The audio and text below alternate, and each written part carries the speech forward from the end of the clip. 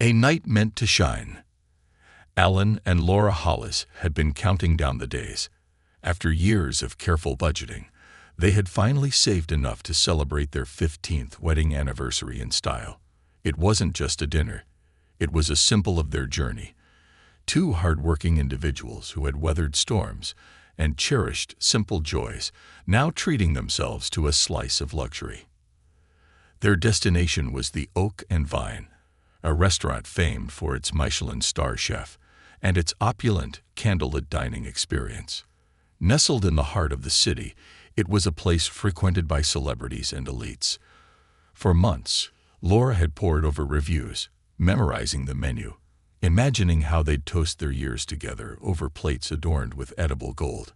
She even bought a dress, her first splurge in years, a simple but elegant burgundy gown that she paired with her grandmother's vintage necklace. Alan, a local mechanic, had also made an effort. His suit was neatly pressed, and he'd even gone so far as to wear the watch Laura had gifted him on their 10th anniversary. It didn't matter to them that they didn't quite fit the profile of the Oak and Vine's usual clientele. They carried with them something money couldn't buy: years of love and unshakable commitment. The drive to the restaurant was filled with laughter and shared memories. Laura teased Alan for his reluctance to try foie gras, and Alan countered with stories of Laura's first failed attempt at baking. As they parked outside the restaurant, the shimmering golden logo of the Oak and Vine seemed to twinkle just for them. Laura's eyes sparkled with excitement. "This is it," she said, gripping Alan's hand as they stepped inside. The ambience was everything Laura had dreamed of and more. Soft piano music filled the air, blending seamlessly with the gentle murmur of conversation. The scent of truffle oil and freshly baked sourdough wafted through the room, and every surface gleamed: marble floors, polished wood tables, and crystal chandeliers. For a moment, it felt like stepping into a dream. Alan and Laura approached the host's podium with wide smiles. The host, a sharply dressed man with an impeccably styled haircut, barely glanced at them before turning his attention back to the reservation book. "Good evening," Laura began, her voice light and warm. "We have a reservation under Laura Hollis." The host's fingers skimmed the pages with exaggerated slowness. Laura noticed the way his gaze flicked to their modest attire before quickly returning to the book. "Hollis, Hollis," he muttered, dragging out the search. Finally, he looked up, his expression as polished as the silverware behind him. "I'm terribly sorry, but I don't see your reservation here." Laura blinked, confusion clouding her face. "That can't be right. I called last week to confirm. We even received a confirmation email." The host's smile tightened. "We've had an overwhelming number of last-minute reservations. I'm afraid we're fully booked tonight." Alan glanced over Laura's shoulder, his sharp eyes noting several empty tables scattered throughout the room. He cleared his throat. "Those tables don't look very full to me," he said, keeping his voice steady. The host's polite mask faltered for a split second. He straightened his tie, his tone gaining the subtle edge. "Those are reserved for guests arriving shortly. I'm sorry, but we simply cannot accommodate you this evening." Laura felt a lump rise in her throat. The excitement she'd carried all day seemed to evaporate, replaced by a heavy wave of embarrassment. She opened her mouth to protest, but Alan placed a hand on her shoulder. "Let's go," he said softly, his voice carrying an undertone of quiet anger. They turned and left, their footsteps echoing in the grand foyer. Outside, the night air felt sharp against Laura's cheeks. She blinked back tears as Alan exhaled deeply, his hands clenched into fists. "That was humiliating," Laura murmured. Alan's jaw tightened. It wasn't just humiliating. It was wrong. That guy looked at us and decided we didn't belong the second we walked in. Laura nodded, her gaze fixed on the glowing sign of the Oak and Vine. "I just wanted one night," she whispered. "One night to feel special." "You deserve more than just one night," Alan replied, his voice firm. "And we're not going to let this define our anniversary." They climbed into their car, driving aimlessly for a few minutes before pulling into a small diner they'd passed on the way. The neon sign above read Benny's Diner. It was a far cry from the oak and vine's grandeur, but it was warm, welcoming, and smelled of pancakes and fresh coffee. They slid into a booth by the window, where the waitress, a middle-aged woman with a kind smile, brought them menus and congratulated them on their anniversary. They ordered burgers, fries, and milkshakes, laughing as they swapped fries and toasted to each other with their milkshake glasses. But underneath the laughter, Alan's mind was spinning. The sting of rejection burned deep, not just for what it had done to Laura's dream night, but for what it represented. They had been judged unfairly, dismissed based on appearances. He couldn't let it go, not this time. As Laura excused herself to the restroom, Alan pulled out his phone. He opened his email and found the confirmation message from the Oak and Vine. Then he scrolled further, opening a folder marked Investments. Among the list of properties was one name that caught his attention. The Oak and Vine, Partnered Holdings. He stared at it for a long moment before a slow, determined smile spread across his face. When Laura returned, she found him grinning. "What are you up to?" she asked, sliding into the booth.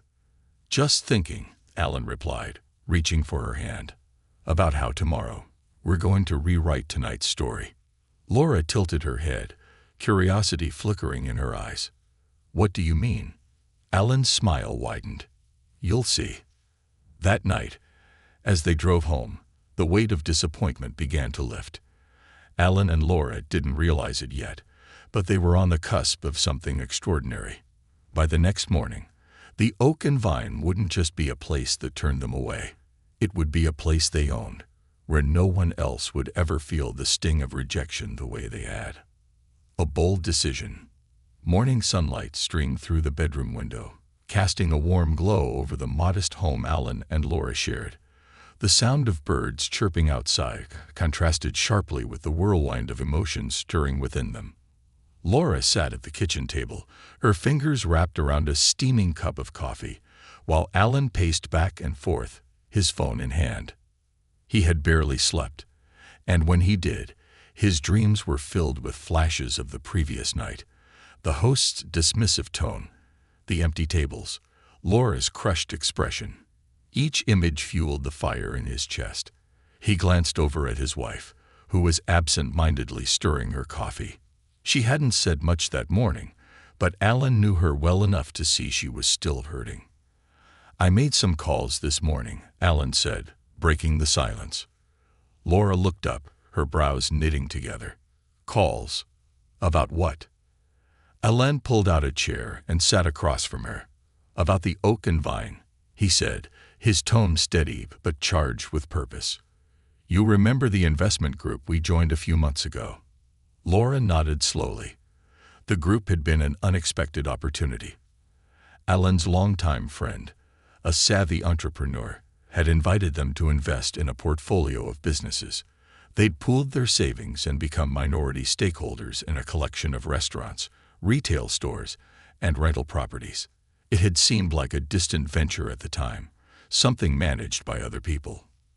"Well," Alan continued, "the Oak and Vine is part of that portfolio. We technically own a share of it." Laura's eyes widened. "Wait, what?" "That restaurant is one of ours." Alan nodded. "I didn't connect the dots until last night. But yeah, it's one of the properties we've invested in." For a moment, Laura was speechless. The weight of the realization hit her like a wave. "So what does that mean? What can we do?" Alan leaned forward, his voice firm. "It means we have a say.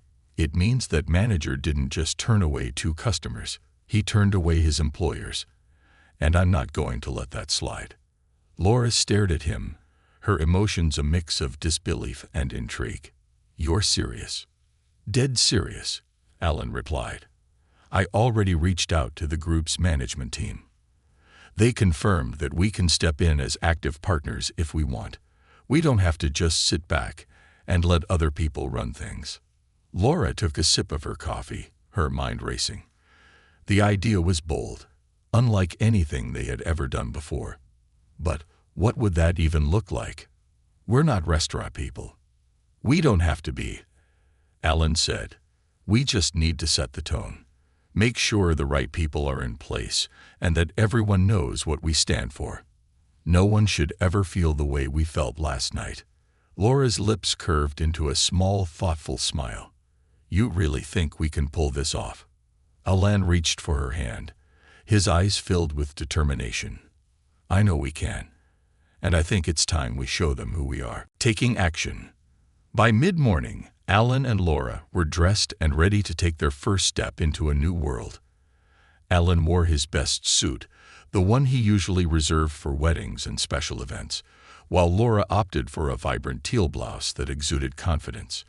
It wasn't about showing off. It was about walking in with the authority they had earned. The drive to the Oak and Vine was filled with a quiet but electric energy. Alan gripped the steering wheel tightly, his mind focused on the plan they had mapped out. Laura, meanwhile, scrolled through her tablet, reviewing the details of their investment. The more she read, the more empowered she felt. This wasn't just a random act of defiance. It was their right as owners. When they arrived, the restaurant was bustling with activity. Staff members were setting tables, arranging flowers, and preparing for the lunch rush. The sleek, golden sign of the Oak and Vine gleamed in the sunlight, a stark reminder of the night before. But today, Alan and Laura weren't just guests. They were in charge. As they walked through the front doors, the same host from the previous night stood at the podium. His posture was as rigid as ever, and his gaze barely flicked toward them before returning to the reservation book.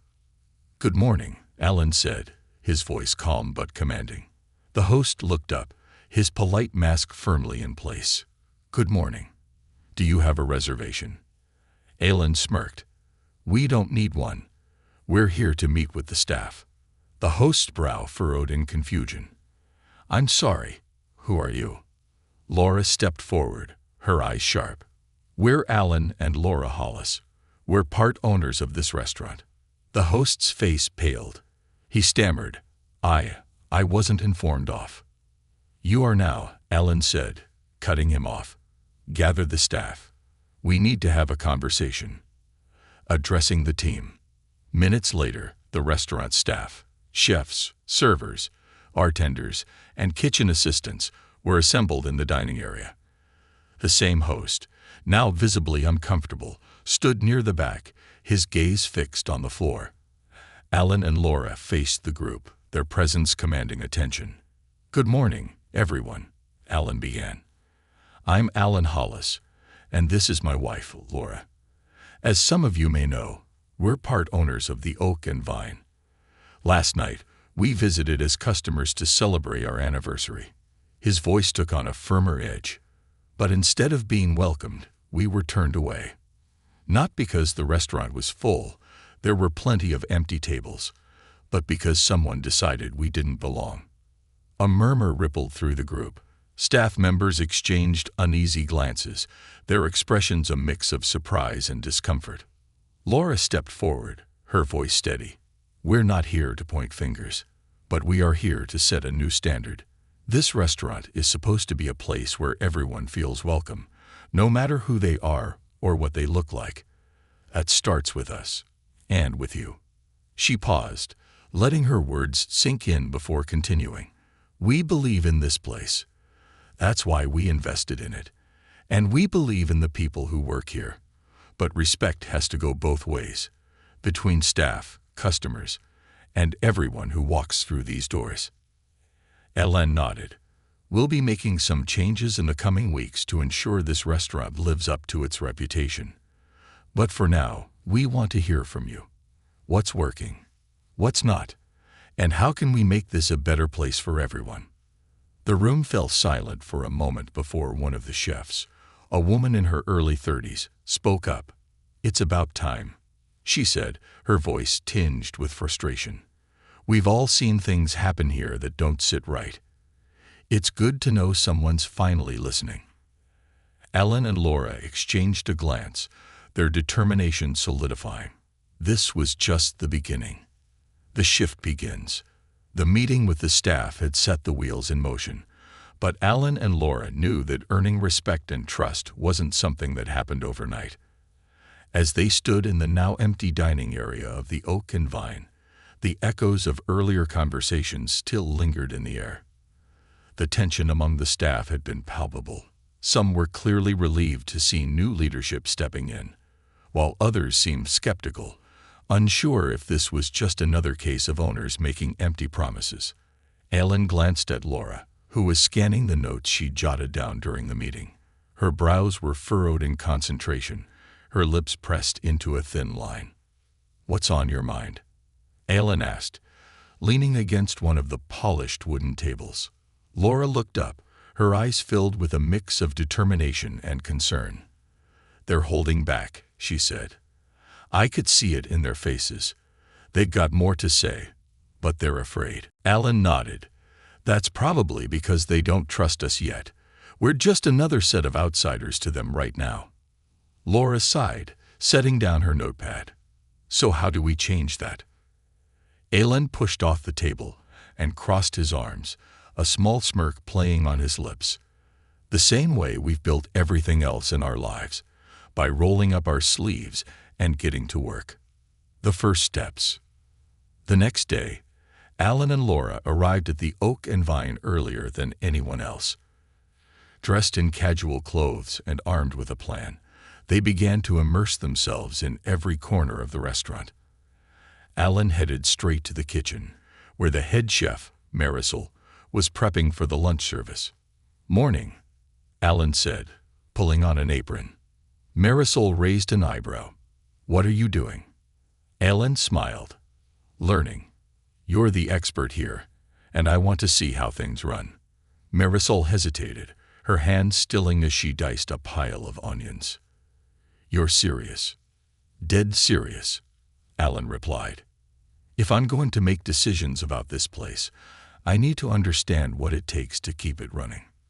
Marisol studied him for a moment before nodding. "All right, grab that cutting board and let's see if you can handle a knife." Meanwhile, Laura was in the dining area, shadowing one of the servers. Her guide was a young woman named Naomi, who moved with practiced ease, balancing trays and remembering orders with a smile that didn't quite reach her eyes. Laura followed her every step, jotting down notes and occasionally asking questions. "How do you feel about the way things are managed here?" Laura asked during a brief lull. Naomi hesitated, glancing around to make sure no one else was listening. "Honestly, it's a lot of pressure. The standards are high, which isn't a bad thing, but sometimes it feels like the management cares more about appearances than the people working here." Laura nodded, her pen flying across the page. "What would you change if you could?" Naomi's eyes widened slightly, as if she'd never been asked that question before. After a moment, she said, "I'd make it feel more like a team. Right now, it's every person for themselves." Addressing the host. While Alan and Laura worked to understand the heart of the restaurant, there was one person who couldn't escape their attention. Elliot, the host who had turned them away. His demeanor had shifted noticeably since their return, his arrogance replaced with unease. But Alan and Laura weren't interested in simply punishing him. They wanted to know if he could change. "Elliot," Laura said one afternoon, catching him as he was organizing the reservation book. "Do you have a minute?" Elliot stiffened but nodded. "Of course." Laura gestured for him to join her at one of the corner tables. Alan joined them a moment later, his expression neutral but watchful. "We want to talk about what happened the other night," Laura began. Her tone was calm but firm. "Do you understand why it was unacceptable?" Elliot shifted uncomfortably, his fingers tapping against the edge of the table. I didn't mean to offend you. It was a mistake." Alan leaned forward slightly. "It wasn't just about us, Elliot. It's about the message you sent, to us, and to anyone else who doesn't fit some narrow idea of who belongs here." Elliot opened his mouth to respond but stopped himself. After a moment he said, "You're right. I let my assumptions get in the way. It wasn't fair." Laura nodded, her gaze steady. "Acknowledging that is a start. But if you want to stay in this role, we need to see real change. That means treating every guest with the respect they deserve, regardless of how they look or what you think they can afford." Elliot swallowed hard, nodding. "I understand, and I'll do better." Alan leaned back, his expression softening slightly. "Good, because this isn't just about keeping your job. It's about building something better for everyone." The community response. As the days turned into weeks, word began to spread about the changes at the Oak and Vine. Regular patrons noticed the difference almost immediately. There was a warmth to the atmosphere that hadn't been there before. New guests, many of whom might have hesitated to step foot in such an upscale establishment, found themselves welcomed with genuine smiles. Alan and Laura became fixtures at the restaurant, splitting their time between observing, working alongside the staff, and making small but meaningful changes. They introduced team-building exercises, revamped the training program, and implemented policies to ensure fairness and inclusivity. One Friday evening, a couple walked into the restaurant, their clothes simple but neatly pressed. The host on duty greeted them warmly and led them to a table near the window. As they settled in, Laura watched from across the room, a small smile tugging at her lips. "Look at that," Alan said, appearing at her side. "A far cry from where we started." Laura nodded, her chest swelling with pride. "It's just the beginning. A new vision." One night, after the last table had been cleared and the staff had gone home, Alan and Laura sat in the empty dining room, a bottle of wine between them. They toasted to the progress they had made and to the vision they were building together. "You know," Alan said, swirling his glass, "this isn't just a restaurant anymore. It's a symbol." Laura raised an eyebrow. "A symbol of what?" "Of what happens when people stand up for themselves," Alan replied. "When they refuse to accept being pushed aside and decide to rewrite the narrative." Laura smiled, her heart full. "Then let's keep rewriting it. Facing the obstacles." Alan and Laura's journey into reshaping the Oak and Vine was far from smooth. As inspiring as their mission was, not everyone embraced the changes with open arms. Resistance simmered just beneath the surface, both within the staff and the larger network of investors tied to the restaurant. One of the first challenges came from a faction of the kitchen staff. While Chef Marisol had quickly warmed up to Alan's willingness to learn and Laura's collaborative nature, some of her team viewed the changes as meddling. In particular, Andrew, the sous chef, was vocal about his frustrations.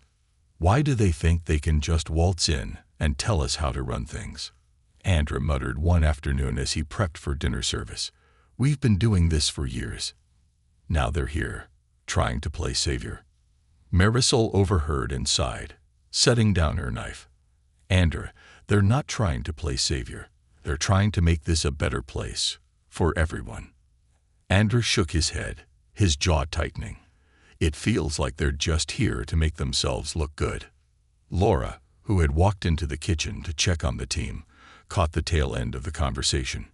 Instead of walking away, she stepped forward, her voice calm but firm. "Andrew, I know change can feel like that sometimes," she said, meeting his gaze directly. "But this isn't about us looking good. It's about making sure that when you come to work, you're proud of where you are. That you feel respected, supported, and valued." Andrew blinked, clearly caught off guard by her directness. He didn't respond immediately, but something in his expression softened. Marisol gave Laura a small, approving nod before turning back to her station. It was a small victory, but Laura knew there were many more battles ahead. The Investor's Challenge. While Alan and Laura worked tirelessly to transform the day-to-day operations of the Oak and Vine, a storm was brewing behind the scenes. The restaurant's primary investor group, a collection of business executives who cared more about profit margins than people, was growing uneasy. They had expected Alan and Laura to remain silent stakeholders, not active participants. One crisp morning, Alan received a call from Charles Vinton, the group's chairman. Charles's voice was clipped, his words carefully chosen. "Alan, I've been hearing some interesting things about your approach to the oak and vine, Charles said. You've taken a more hands-on role than we anticipated. Alan leaned back in his chair, his jaw tightening. That's true, Charles. Laura and I felt it was necessary. Necessary? Charles's tone was skeptical.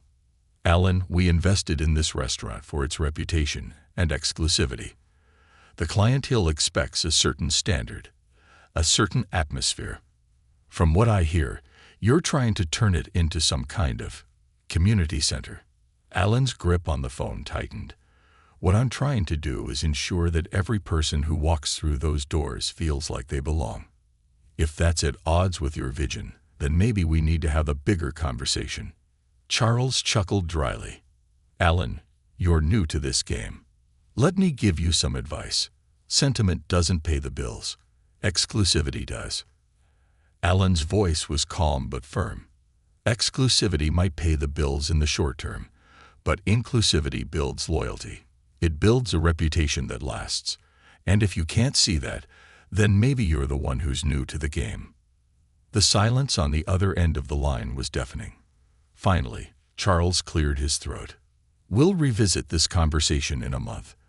Let's hope your numbers speak for themselves. Alan hung up, his heart pounding. He glanced at Laura, who had been listening from the doorway. They're not happy, he said simply. Laura walked over and placed a hand on his shoulder. Then we'll give them something to be happy about. Building bridges. To ensure that their vision took root, Alan and Laura knew they needed to build trust, not just with the staff but with the community. They decided to host a community night at the Oak and Vine, an evening where locals could experience fine dining without the hefty price tag. It was a bold move, one that risked alienating the restaurant's traditional clientele, but it was a risk they were willing to take. Flyers were distributed, social media buzzed, and word spread quickly. On the night of the event, the restaurant was transformed. Long communal tables replaced the usual small, intimate arrangements. String lights were draped across the ceiling, and the menu featured simplified versions of the restaurant's signature dishes at accessible prices. By 6 p.m., the restaurant was filled with families, students, and couples who had never before considered stepping foot into such an establishment.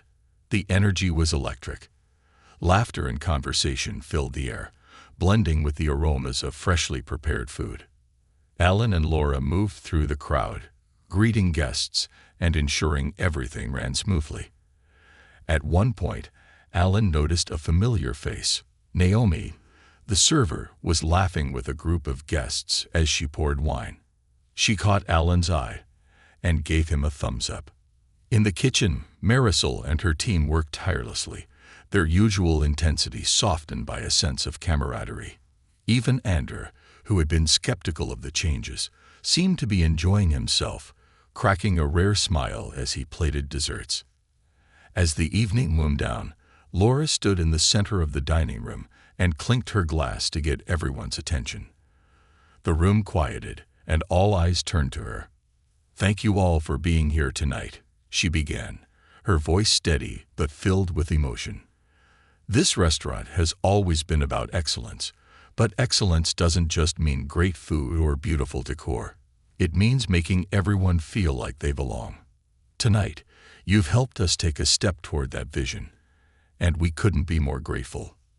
The room erupted into applause, and for the first time since taking over the Oak and Vine, Alan and Laura felt like they were truly making a difference. Resistance turns to respect. The success of community night sent ripples through the restaurant's ecosystem. Guests who had attended shared glowing reviews online, praising the food, the atmosphere, and the warmth of the staff. Even the regular clientele, initially wary of the changes, began to soften as they saw the restaurant thriving. Elliot, the host, was one of the first to express his gratitude. One evening, as he handed a guest their coat, he turned to Laura and said, "I was wrong about you two. I didn't think it would work, but I see now what you're trying to build, and I'm proud to be part of it." Laura smiled, her eyes glistening with unshed tears. "Thank you, Elliot. That means more than you know." In the kitchen, Andrew approached Alan after service one night. "I owe you an apology," he said, his voice gruff but sincere. "I didn't think you'd stick it out, but you proved me wrong. Respect." Alan clapped him on the shoulder. "We're just getting started, Andrew. The bigger picture." As Alan and Laura reflected on the progress they'd made, they realized that their vision for the Oak and Vine wasn't just about a single restaurant. It was about creating a model for change.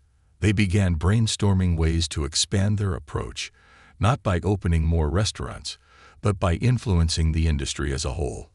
"This isn't just about food," Laura said one evening as they sat in their living room, surrounded by papers and notes. "It's about how we treat people. If we can do that here, why not everywhere?" Alan nodded, his mind already racing with possibilities. "Then let's make it happen." And so their journey continued, not just as restaurateurs but as changemakers, proving that with enough determination and heart, even the most exclusive spaces could be transformed into places where everyone belonged. Breaking barriers. The buzz from Community Night didn't just elevate the Oak and Vine's reputation. It transformed it. Within days, social media posts praising the event went viral, garnering attention from local influencers, food critics, and even a few notable figures in the culinary world. Yet, as the spotlight grew, so did the challenges. Alan and Laura quickly learned that breaking barriers didn't come without resistance. The backlash. Not everyone was thrilled with the direction the Oak and Vine was heading.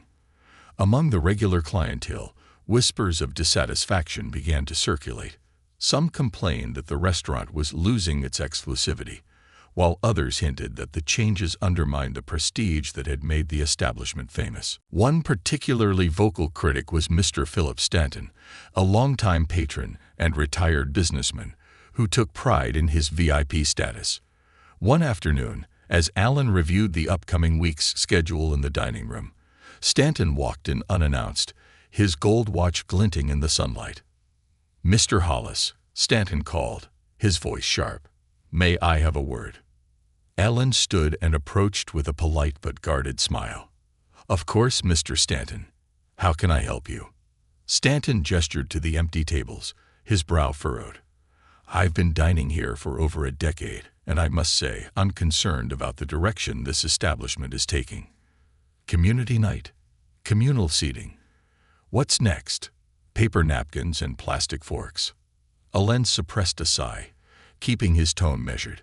"I understand your concerns, Mr. Stanton, but the changes we've made are about expanding the restaurant's reach, not diminishing its quality.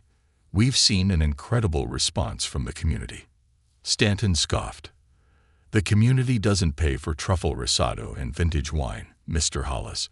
Mark my words, this experiment of yours will drive away the clientele that made this place what it is."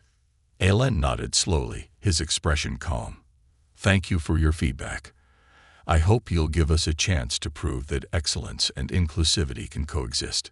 Stanton narrowed his eyes, but said nothing more, turning sharply on his heel and leaving.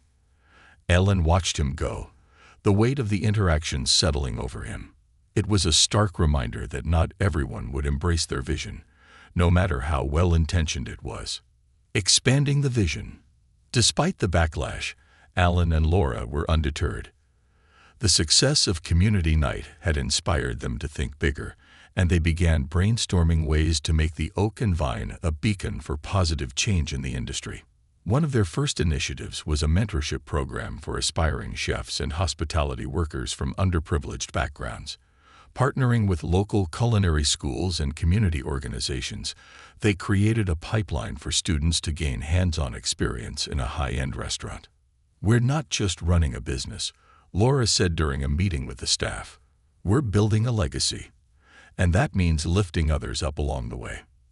The staff, many of whom had been skeptical at first, began to rally behind the idea. Marisol offered to lead workshops on advanced cooking techniques, while Naomi volunteered to mentor new servers. Even Andrew, who had been one of the loudest critics of the changes, found himself inspired. "You're serious about this, huh?" Andrew said to Alan one evening as they prepped for service. Alan smiled. serious enough to stick with it, no matter how hard it gets. Anter nodded, a rare hint of admiration in his eyes. Then count me in. Confronting the investor group. While the changes at the Oak and Vine were gaining traction on the ground, they were creating ripples within the investor group. Charles Vinton, the chairman, called an emergency meeting to address what he referred to as unconventional practices. Ellen and Laura arrived at the sleek conference room prepared for a fight. As they took their seats, Charles wasted no time launching into his critique. "I've reviewed the numbers from the past month," Charles began, his tone icy. "While the revenue is stable, the operational costs have increased significantly due to these initiatives, community events, mentorship programs, staff workshops. These are expenses, not investments." Laura met his gaze evenly. "With all due respect, Charles, those initiatives have brought in new business and strengthened our staff. The restaurant is thriving because people see it as more than just a place to eat. It's becoming a symbol of what the industry can be." Charles smirked, leaning back in his chair. "Symbols don't pay dividends, Mrs. Hollis." Alan leaned forward, his voice calm but firm. "Neither do outdated practices that alienate potential customers. The world is changing, Charles. People care about authenticity and connection. If we want to stay relevant, we need to adapt." The room fell silent as the other investors exchanged uncertain glances. Finally, one of them, a younger woman named Priya, spoke up. "Alan's right," Priya said. "I've been following the feedback online, and the response has been overwhelmingly positive. Maybe it's time we stop clinging to the past and start looking to the future." Charles's jaw tightened, but he said nothing more. The meeting ended without a clear resolution, but Alan and Laura left feeling cautiously optimistic. They knew they were pushing boundaries, but they also knew it was the only way forward. Turning point. As the months passed, the Oak and Vine continued to evolve. The mentorship program brought in a wave of fresh talent, many of whom brought new energy and ideas to the kitchen and dining room. Community events became a regular feature, drawing a diverse crowd and generating buzz that extended far beyond the city. One evening, as Alan and Laura sat in their usual corner table after closing, Marisol joined them, a rare smile on her face. "You two have changed this place," she said, pouring herself a glass of wine. "I wasn't sure at first, but now, I can't imagine it any other way." Laura smiled, her heart swelling with pride. "It's not just us. It's everyone here. We couldn't have done it without you." Marisol raised her glass. "To the Oak and Vine, and to proving that change is worth the risk." Alan and Laura clinked their glasses with hers, the sound ringing out like a promise.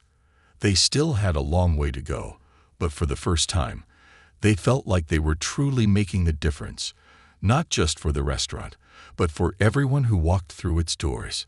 The legacy takes root.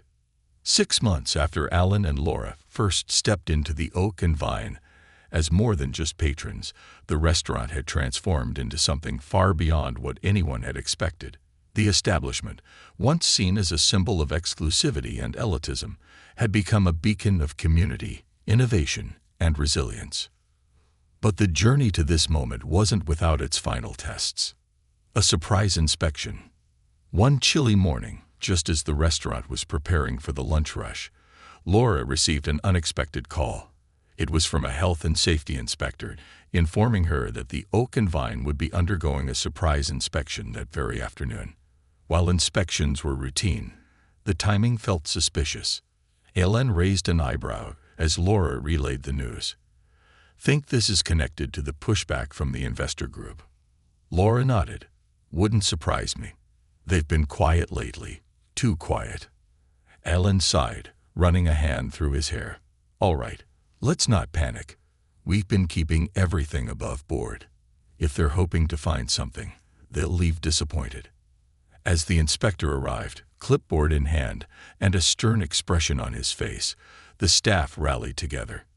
Marisol and her team meticulously cleaned every surface in the kitchen, while Maoni ensured the front of house was immaculate. Alan and Laura greeted the inspector with calm professionalism, answering his questions and giving him full access to every corner of the restaurant. Hours later, the inspector finished his rounds and called Alan and Laura into the dining room. For a moment, the air was thick with tension. "Mr. and Mrs. Hollis," the inspector began, his tone unreadable. "I must say, I'm impressed. The Oak and Vine is not only compliant with all regulations, but exceeds them in several areas. Whatever you're doing here, keep it up." Laura exhaled a sigh of relief as Alan extended a hand to the inspector. "Thank you. We appreciate your thoroughness." As the inspector left, Marisol poked her head out of the kitchen. "So, are we in the clear?" Laura grinned. "Not just in the clear. He's impressed." The staff erupted in cheers, their camaraderie stronger than ever. But for Alan and Laura, the inspection wasn't just about compliance. It was a reminder that their vision could withstand scrutiny, no matter where it came from. The return of a critic. One evening, as the restaurant hummed with activity, Alan noticed a familiar figure standing at the host's stand. Mr. Philip Stanton, the longtime critic of their changes, had returned. This time, however, there was no haughty expression or air of entitlement. Instead, he looked curious. Ellen approached with a warm smile. "Mr. Stanton, welcome back." Stanton adjusted his tie, clearing his throat. "I've been hearing things," he said. "Good things. Thought I'd see for myself." Ellen gestured toward a prime table near the window. "We're glad to have you. Please, let us know if there's anything you need." Throughout the evening, Alan and Laura kept a subtle eye on Stanton as he dined. He sampled several dishes, spoke quietly with the server, and seemed to take in every detail of the transformed atmosphere. When he finally finished his meal, he called Alan over. "I'll admit," Stanton began, his voice softer than usual, "I was wrong. The changes you've made here, they work. This place feels alive in a way it never did before." Alan smiled, the weight of Stanton's words settling over him like a vindication. "Thank you, Mr. Stanton. That means a lot coming from you." Stanton stood, extending a hand. "Don't let anyone tell you otherwise. You've done something remarkable here. National recognition." The Oak and Vine's transformation didn't just attract local attention. It caught the eye of national media. A well-known food and culture magazine published a glowing feature titled, "The Restaurant Revolutionizing Fine Dining: How the Oak and Vine Redefined Inclusivity." The article praised Alan and Laura's vision, the staff's dedication, and the restaurant's ability to balance excellence with accessibility. Within days, reservations skyrocketed. People traveled from neighboring cities, and even states, to experience the restaurant for themselves. Yet, despite the newfound fame, Alan and Laura remained grounded. They continued to show up every day, working alongside the staff, greeting guests, and ensuring the restaurant stayed true to its roots. One evening, as Laura reviewed the latest reservation list, she noticed a familiar name, Charles Vinton. "Looks like Charles wants to see the place for himself," she said, holding up the list for Alan. Alan smirked. "Good. Let him see what he almost tried to shut down." When Charles arrived, he was greeted like any other guest, warmly but without fanfare. He dined quietly, observing the bustling restaurant and the diverse crowd it now attracted. By the end of the night, he approached Alan and Laura with a grudging smile. "You've proven me wrong," Charles admitted. "I didn't think this could work, but you've made it work. And the numbers speak for themselves." Alan nodded, his expression neutral. "Glad you see it now. This was never just about numbers for us. It's about building something that lasts." Charles extended a hand. "Consider me officially on board." A new chapter. With the Oak and Vine thriving, Alan and Laura began to think about the future. They held a meeting with the staff, laying out their vision for what came next. "This restaurant is just the beginning," Laura said, her voice filled with emotion. We've shown that fine dining can be inclusive, innovative, and community-focused. Now we want to take that vision further. Ellen continued, we're exploring the idea of expanding, not just with new locations, but with programs that support other restaurants looking to adopt similar principles. We want to share what we've learned and build a movement.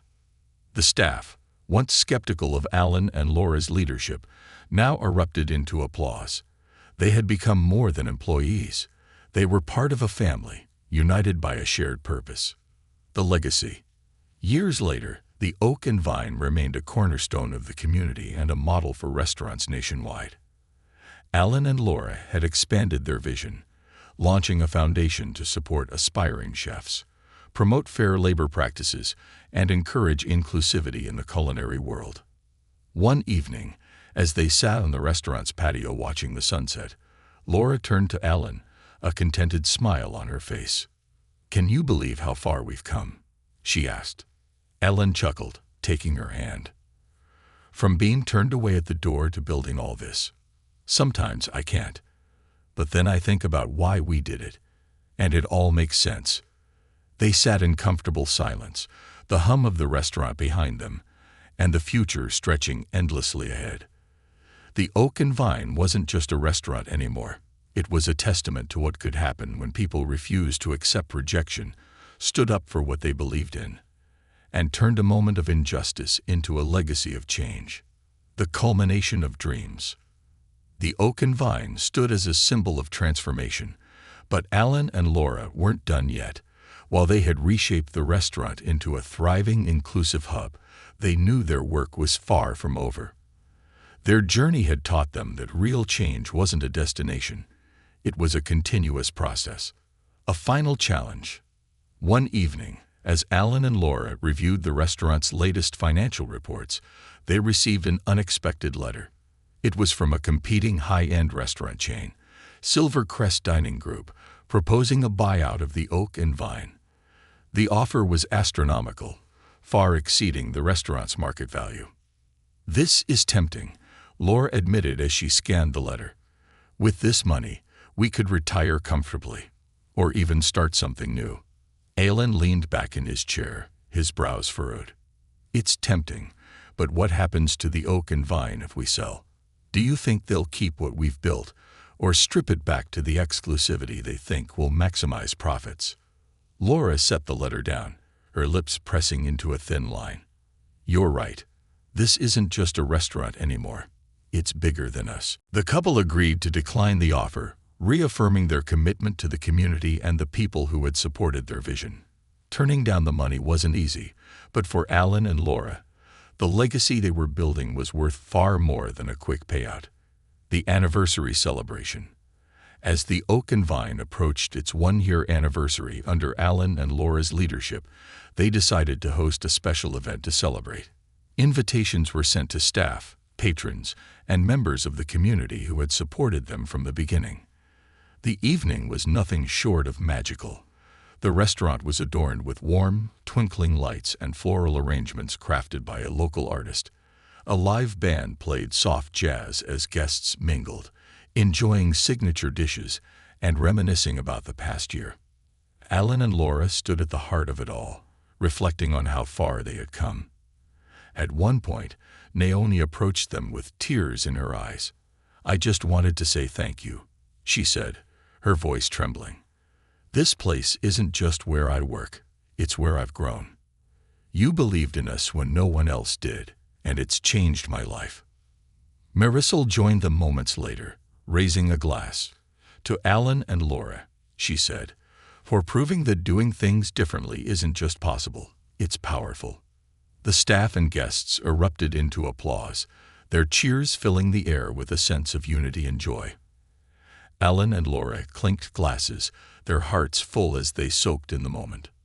Looking ahead, as the celebration wound down, Alan and Laura sat together at a corner table, watching the guests laugh and dance. The restaurant was alive with the energy they had worked so hard to cultivate. "What's next for us?" Laura asked, resting her head on Alan's shoulder. Alan smiled, his gaze thoughtful. "I think we keep going. expand the mentorship program, support more restaurants, maybe even write a book about what we've learned. Whatever it is, we stay true to what got us here." Laura nodded, her heart swelling with pride. "And we never forget where we started." Ellen took her hand, their fingers intertwining. "Never." The legacy lives on. In the years that followed, the Oak and Vine became more than just a restaurant. It was a movement. Alan and Laura's mentorship program expanded to include hundreds of aspiring chefs and hospitality workers, many of whom went on to open their own inclusive establishments. Their story inspired other restaurateurs to rethink their approach, proving that success didn't have to come at the expense of humanity. The couple eventually stepped back from day-to-day operations, entrusting the restaurant to a new generation of leaders who shared their vision. Yet they remained deeply involved, mentoring others and advocating for change across the industry. On a quiet evening, long after the last guest had left and the restaurant lights had dimmed, Alan and Laura stood outside the Oak and Vine, looking up at its glowing sign. "We did it," Laura said softly. Ellen wrapped an arm around her shoulders, a contented smile on his face. "Yeah, we really did." And with that, they walked away, hand in hand, knowing they had built something that would endure, a legacy of kindness, determination, and the unshakable belief that everyone deserves a place at the table.